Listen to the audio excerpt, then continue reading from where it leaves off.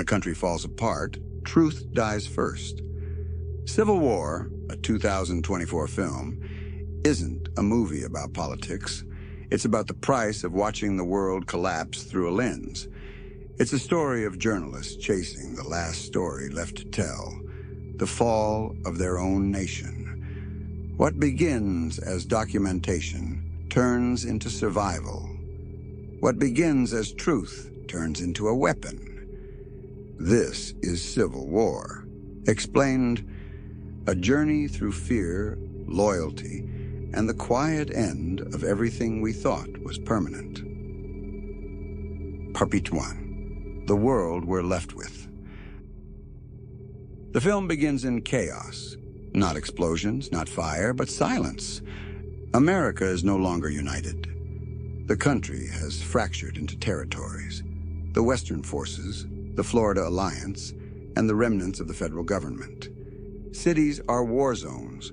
Civilians are refugees. And journalists, the supposed truth-tellers, have become the last neutral survivors.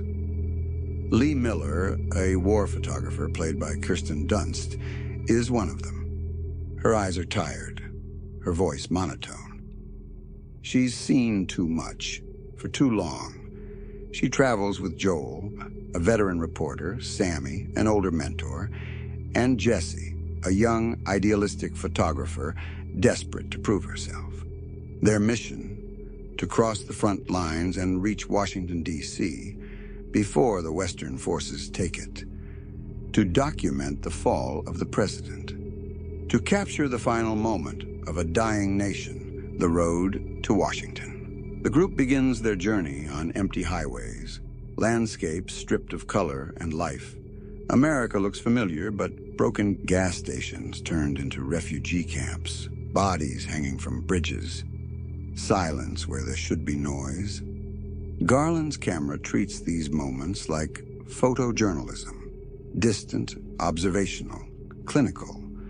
But within that stillness lies horror. At a checkpoint, armed men smile as they shoot prisoners. A sniper fires at a passing car for sport. No side is good, no side is clean.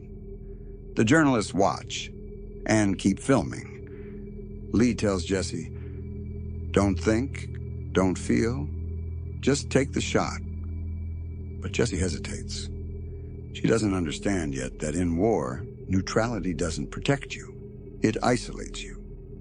Lee's past. Through Lee's camera, we see the cost of her detachment. Once, she was the most respected photojournalist alive, capturing conflicts overseas, documenting violence with quiet brilliance.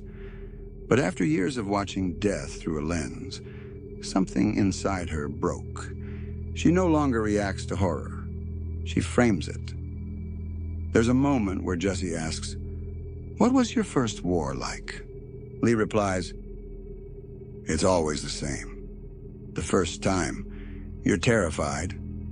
Then you realize fear doesn't help you. Then you stop feeling anything at all." And that's the tragedy of Civil War. The war outside mirrors the war inside. Every photo Lee takes is another wall between her and humanity. But Jessie, young, impulsive, emotional, still feels everything. She's what Lee used to be. And that's what makes their relationship both tender and tragic. As they travel deeper into the conflict, the group witnesses scenes that blur the line between journalism and morality. In one chilling encounter, they meet a group of armed militia led by a soldier played by Jesse Plemons. His face is calm, his tone polite. He asks each of them one question. "What kind of American are you?" Those who answer incorrectly die instantly. It's one of the most disturbing scenes in recent cinema, not because of blood, but because of truth. In the world of Civil War, identity is a death sentence. No one is innocent. No one is safe. After the standoff, Lee's composure starts to crack. For the first time, she trembles. The camera shakes slightly. the first sign that even she can't frame the chaos anymore. But they keep moving, because stopping means dying. And dying means the story ends before it's told.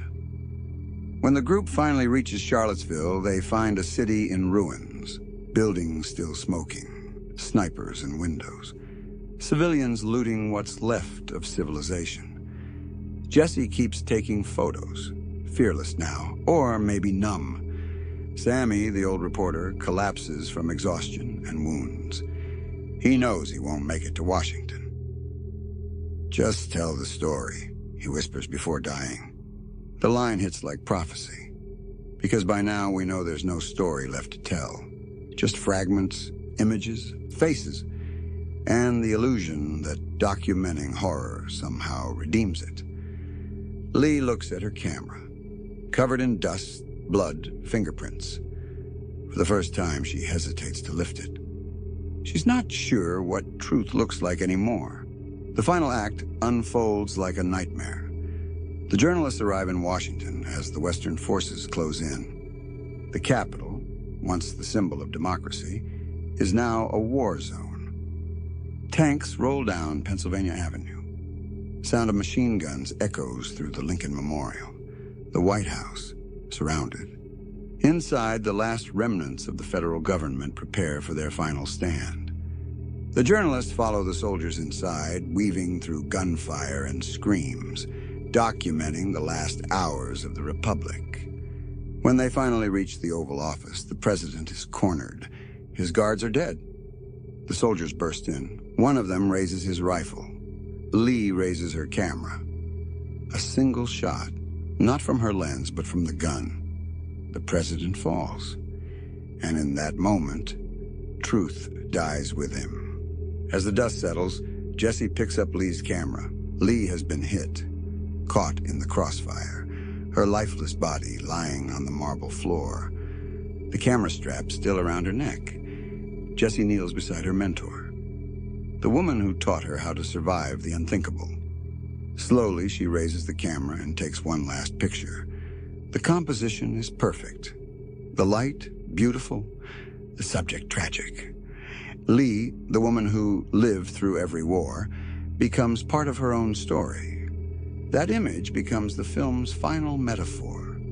The photographer has become the photo. The observer has become the casualty. Jessie looks through the lens one last time and whispers, "I got it." Cut to black. Part 8, explained in themes.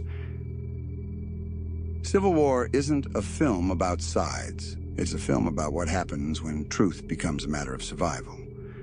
Alex Garland strips away politics, ideology, and even patriotism, leaving only human instinct. The journalists claim neutrality, but the movie asks, is neutrality still moral when the world burns around you?